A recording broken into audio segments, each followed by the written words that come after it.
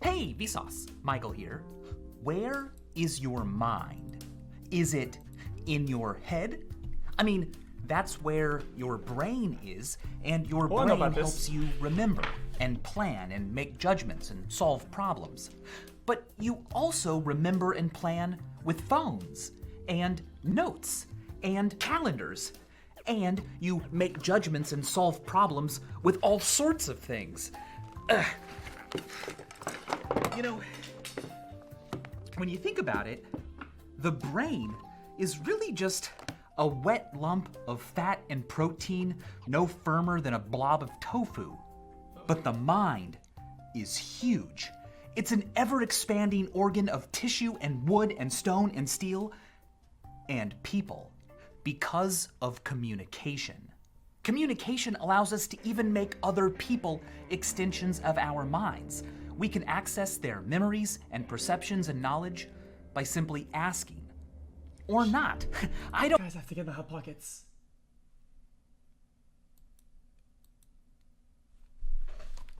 Don't leave. Stay here. Mozzarella and meatball with a Coke. That's what we're getting today. Hot pocket. Pac-Man. I don't need to learn how to fix a car and practice medicine and vulcanize rubber or remember everything. Other people are doing that for me just as I do things for them. We are a species of individuals that is also one big interdependent lumbering growth, a frantic blur of flesh and concrete, a techno-sapien powered by imaginations and passions made real by a hallowed faculty we call reason. Reason, it is said, guides us to truer knowledge and better decisions. It's allowed us to increase life expectancy, suffer less, work together better, and it's bound to take us further and higher until the end of time. Or is it? The organ we use to reason takes millions of years to evolve, but the fruits of reason grow rapidly and are ever accelerating. Over the next 4 decades, we are expected to build the equivalent of another New York City every month. And more concrete was installed in the last 2 decades outside the United States than the US installed during the entire 20th century. This growth means that quality of life around the world is rising. It means that electricity, manufactured goods, food, comfort, and transportation are all becoming more common and accessible. But there are hints that reason and logic are struggling against the complexity of it all, against our growing dependence on the things we've built and their unintended consequences. Nearly every part of life as we know it today involves or relies on a process that releases molecules with lopsided electrical charges. This property causes them to absorb and re-emit thermal radiation, pinging it around so that it escapes into space more slowly. Having more warmer parcels of air means stronger weather events. They can't be pinned to any particular extreme storm, but they make extreme storms in general more extreme and frequent. What's at stake isn't just bad weather, it's disaster. It's more lives lost, more property lost, it's more droughts, more hunger, more famine, more people needing refuge, and an even greater reliance on the very things that caused the problem in the first place. In total, we release about 51 billion tons of such gases every year, and we need to release 0. But how do you rethink everything? Who gets to direct the costs and trade-offs? How do you achieve collaboration between nearly every local and national government when what works in one place won't work everywhere, when decisions affect jobs in one place and food in another, when not just things need to be rethought, but also... Chat, technically, if one country, whatever, goes hardcore and emits less, whatever, and is more like environmental friendly, aren't they at like a disadvantage compared to other countries? Aren't they like slowing down? Habits and traditions and values. How do you achieve consensus when a problem isn't obvious to the senses, is far away in space and time, requires solutions that affect people in different ways, and as a product of science always carries some uncertainty? The philosopher Timothy Morton calls something so massively distributed in time and space, and so viscous, so sticky that it adheres to all that touch it, a hyperobject. Every civilization that grows at the speed of reason must at some point face hyperobjects.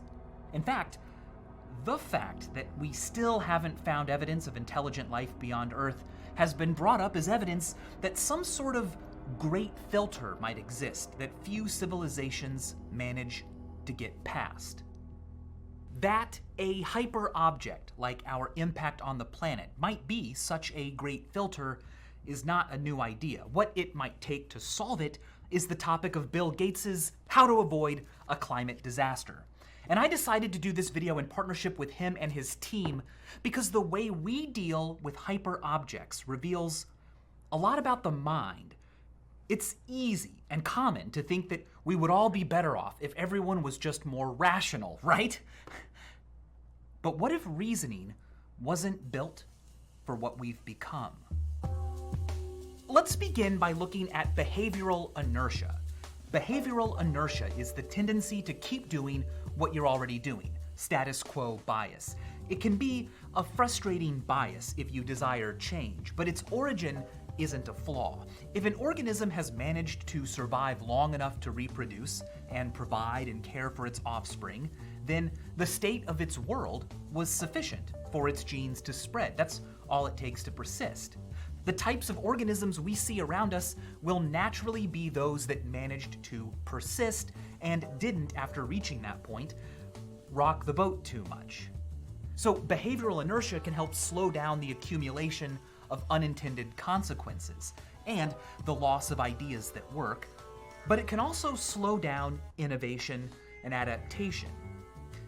If the environmental impacts of our society were more immediate and unignorable, it wouldn't be so tempting to apply this inertial brake. But emissions are invisible, and their consequences aren't immediate or local. They impact future people and people far away, those who are different from us, poorer than us, people we will never meet. This may be one of the first challenges advancing civilizations face, wielding not just the power of technology and distributed cognition, but also the responsibilities. Extending the mind is really cool, but whether or not a species can extend their empathy might be a great filter. Surely, reasoning will allow us to do that, right? There's a lot of big words in there, man. What is reasoning?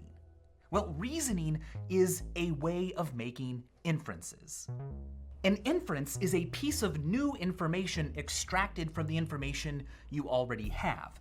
Now, we make inferences all the time. Every living thing does. For example, we don't have measuring tape tentacles that shoot from our eyes. And what actually enters our brain is just a 2D image, but nonetheless, our brains can infer depth by attending to cues like stereopsis, occultation, perspective, parallax, size.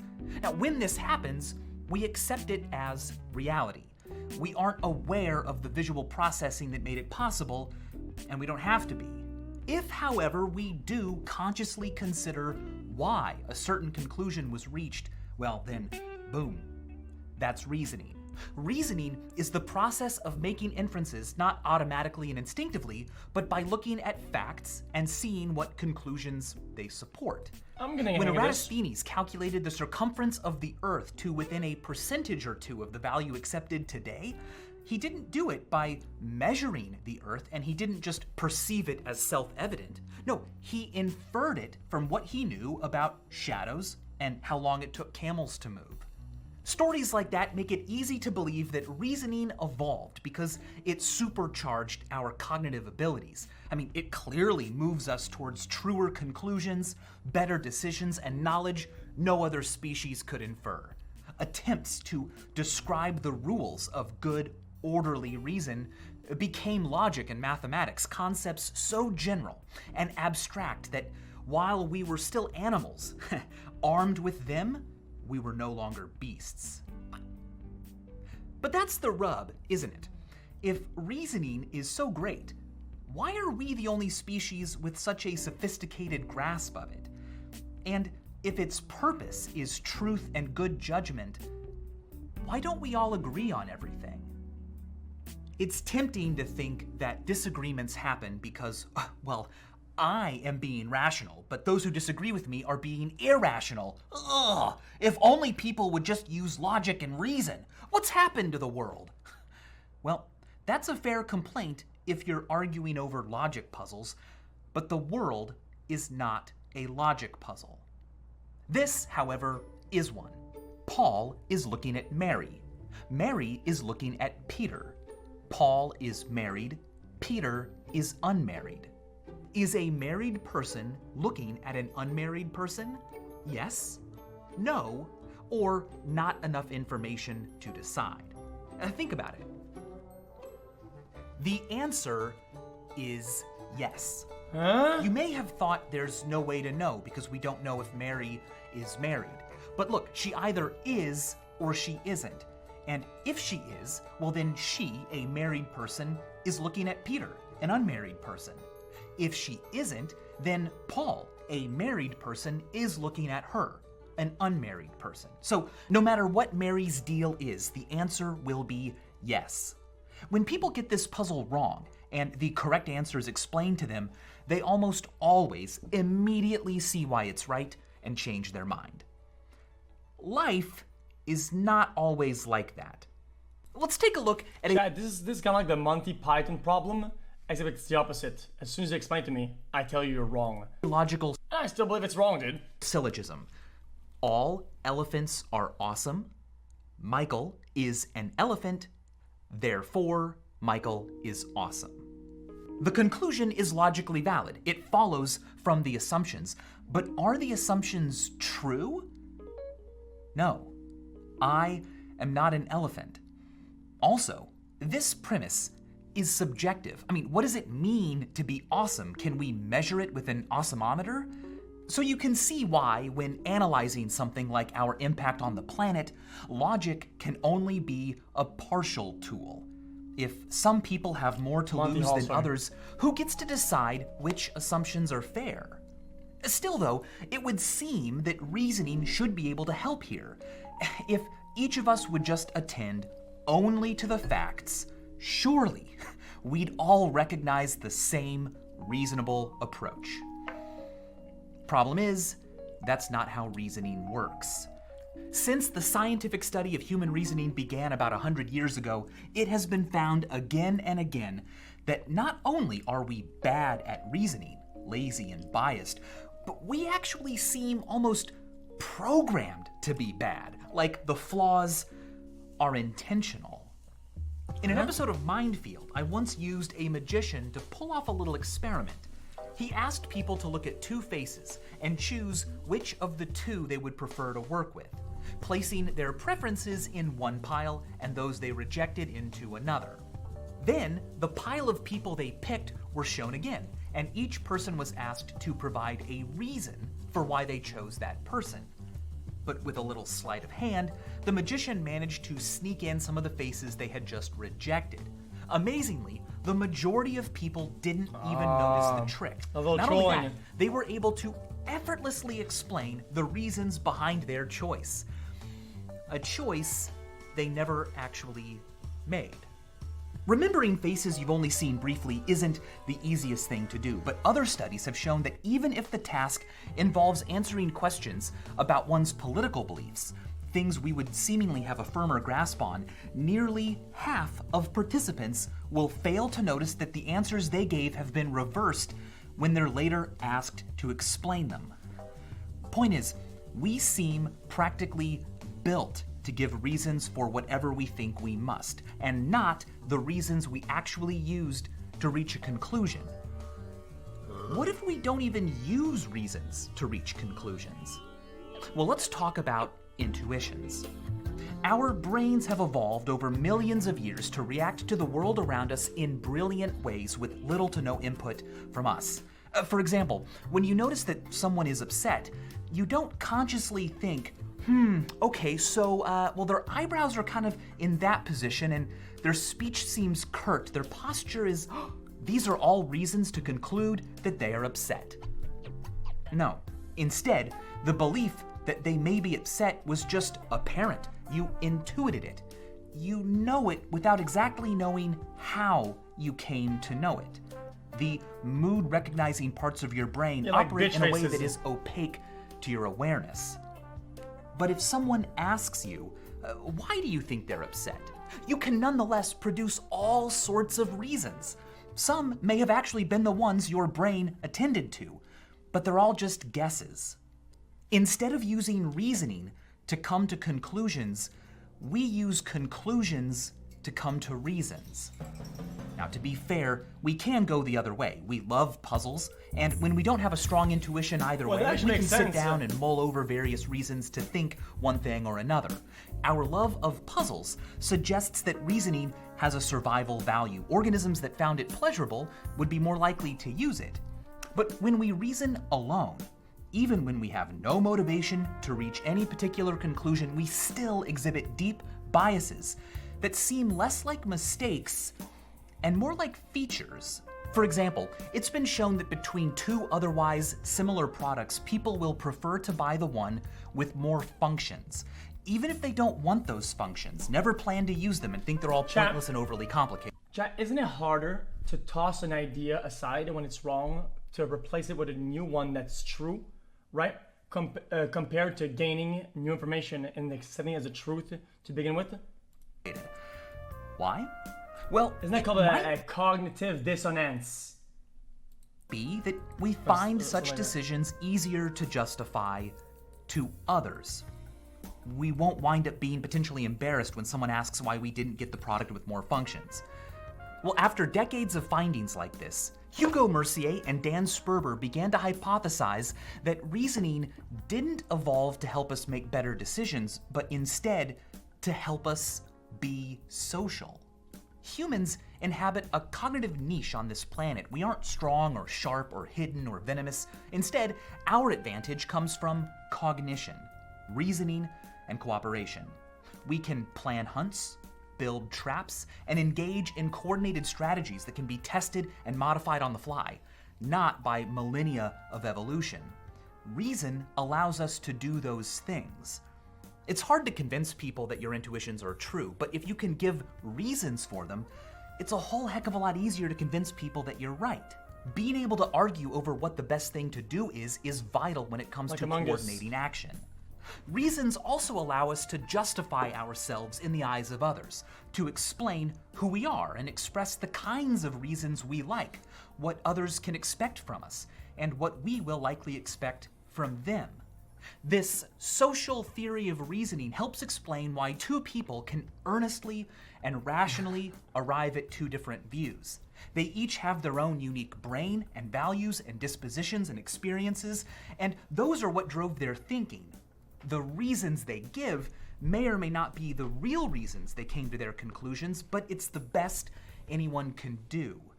The social theory also explains why people tend to give such weak reasons for their beliefs at first, or when their intended audience doesn't need much convincing. It would be I'm gonna reset this for 20 seconds. Sorry about this, chat. I'm so sorry, chat.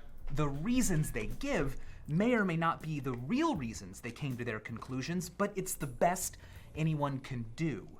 The social theory also explains why people tend to give such weak reasons for their beliefs at first, or when their intended audience doesn't need much convincing. It would be a waste of time and cognitive resources to construct grand slam reasons for everything I said and did and thought when it wasn't necessary. Instead, I can offload some of that work to other people. For example, if I say, I want to have lunch at ABC Burgers. Well, my friend might respond, no thanks, I had burgers yesterday. And I might reply back, oh, well that's no problem. They also have hot dogs and great salads. But if my friend said, no thanks, I'm trying to spend less money eating out this month. I could reply, oh, well, ABC Burgers is really cheap and I've got a coupon. Now what's going on here is that I'm providing reasons only as my friend presses for them. If they press harder and harder, my reasons will become better and better until either I win them over or we come to some different, more harmonious decision. So when people appear to be lazy reasoners or to have bad reasons or none at all, it's usually just the case that they're using reason as it evolved to function, socially. It starts off weak, improving if others push it, and always tailoring its work to the intended audience.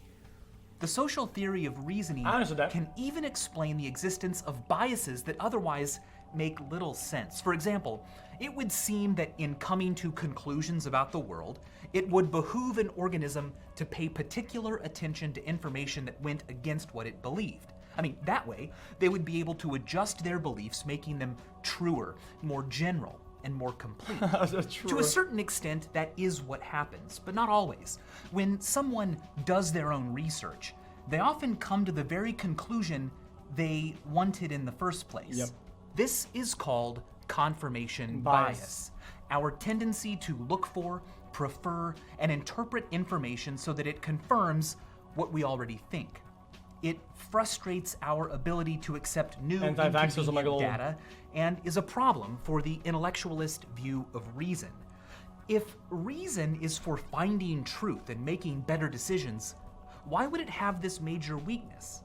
Well, because, the social theory says, reasoning is a group activity.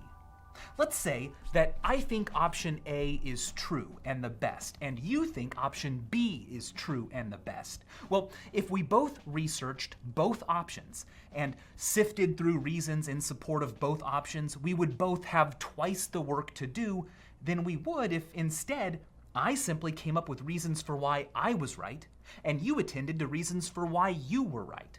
The confirmation bias at least halves the cognitive work that must be done. Now, sometimes a lone reasoner will have a bad idea, or a decent idea with some bad parts. The reasons they have to justify for and argue for it will be sufficient for them and those who intuitively agree, but they may be weak. However, subjected to... That's it. That seals the deal. I'm no longer an xQc fan. This guy is pure art and embarrassment to the Twitch community. I've been a fan since 2014, but I'm done now. I'll never watch stream again.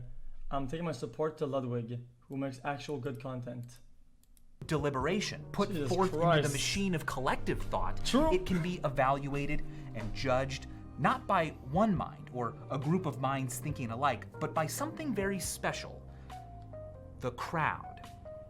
Humans have long known of the wisdom of the crowds, the phenomenon by which a collection of many people can process information into a conclusion better than any one person could do alone. Because people are so stupid and so bad one way, and some people are so stupid and bad the other way, that they actually come to the right. It's why we don't trust big decisions to a single person, no matter how educated or powerful they are. Instead, we ask a group of people to deliberate, to reason together. In this way, the biases and errors of each is smoothed out and the decision wiser. Politics. In a famous example, it's been repeatedly shown that if you ask a bunch of people to guess how many jelly beans are in a jar, you'll find that the average of all their answers is closer to the real number than any one individual was alone. That's what crazy. happens is that although some people may guess a number that is like way too big, that mistake is balanced out by the fact that others will inevitably guess a number that is way too small. Altogether, their disagreement evens out into spectacular accuracy. We have now arrived at the problem. Reasoning evolved to be used socially, where many different perspectives had to all deliberate towards a common conclusion. Well, I said, yeah. Such contexts are becoming less and less common, and it is becoming easier and easier to simply be a lone reasoner, justifying only a particular viewpoint without doing the harder work of deliberating and acting.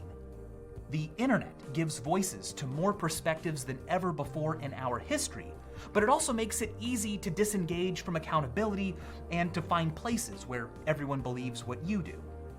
Furthermore, because of technology, we confront more issues more rapidly than ever before that we are expected to have opinions about.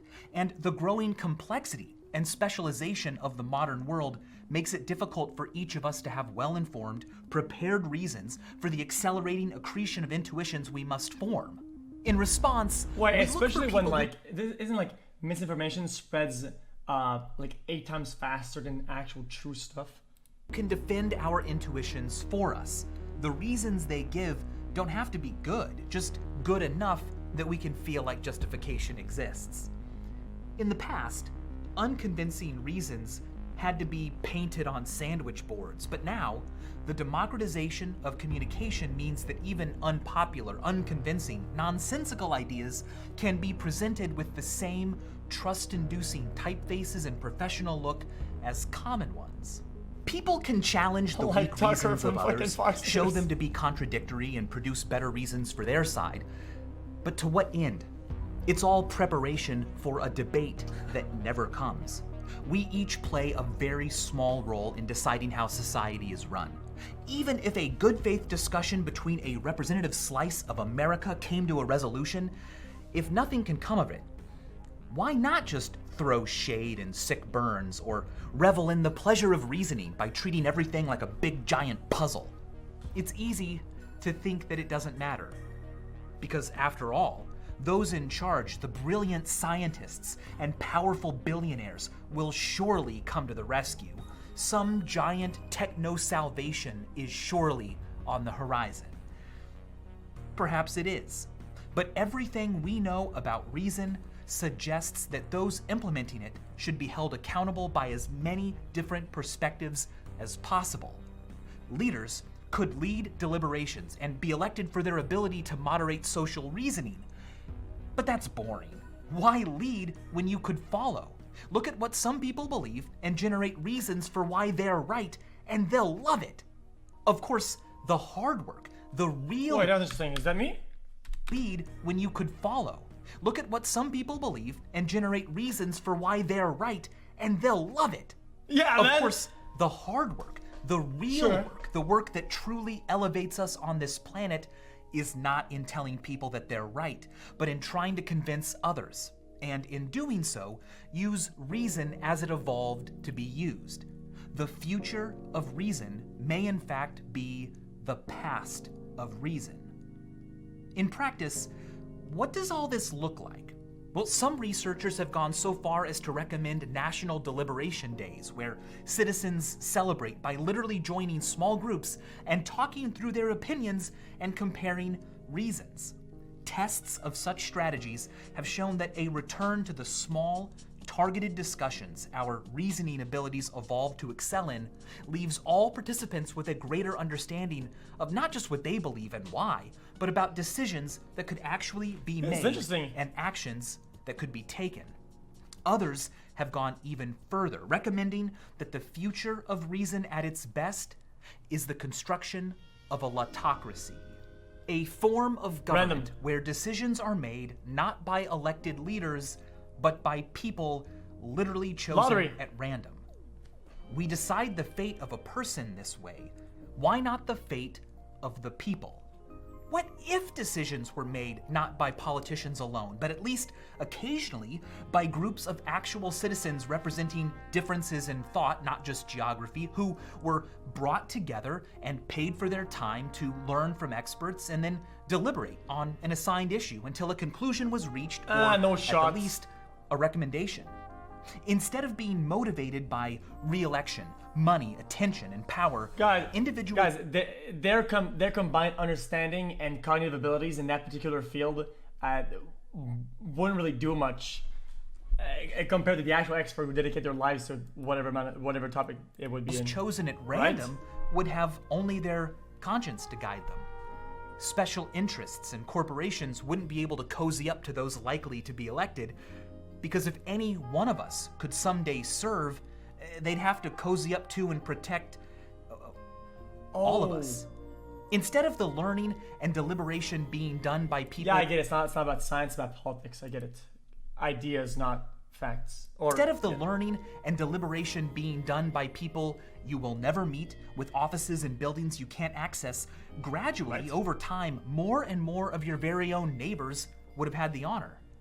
People chosen at random would obviously lack the same celebrity status and mandate that elected leaders cultivate and achieve. And iconic figures we relate to aren't bad, but our understanding of reasoning is making it more and more clear that we evolved not to leave the thinking up to a few great minds, but to the authority of the great mind, the lumbering organ of thought that is everyone and everything. The hive mind. This is, in fact, how democracy first worked. Lotteries were used to fill many political positions in ancient Athens. Aristotle explained that the appointment of magistrates by lot is thought to be democratic, and the election of them is oligarchic. An oligarchy is government by only a small number of people. Look, regardless of how reason is brought back to its social roots, if we can build more and better arenas for deliberation and use them to apply reason properly to hyperobjects like the impact of our emissions on the planet, we'll have taught one heck of a lesson to people 100, 1,000 years in the future. I like to think that although widening participation will be difficult, it might provide us with a kind of existential security. The impact of emissions on our planet is not going to be the last hyperobject we face. If we can do a good job with it, maybe far in the future, when our civilization has advanced to the point at which, people can be quantumly recreated or something, they'll look back at our time and say, hey, let's bring them all back to life. We could use the cooperative abilities they had then. Ultimately, the old saying that history is the great teacher isn't a bad guide. We will all someday be teachers ourselves, because someday we will all be history. We will someday be the ancients, and we can choose what that will mean. And as always, Thanks for watching.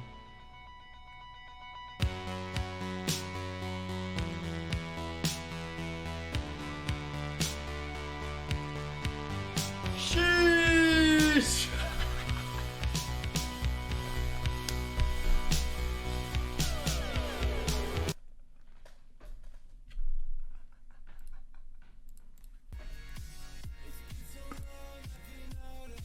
Hey, Vsauce.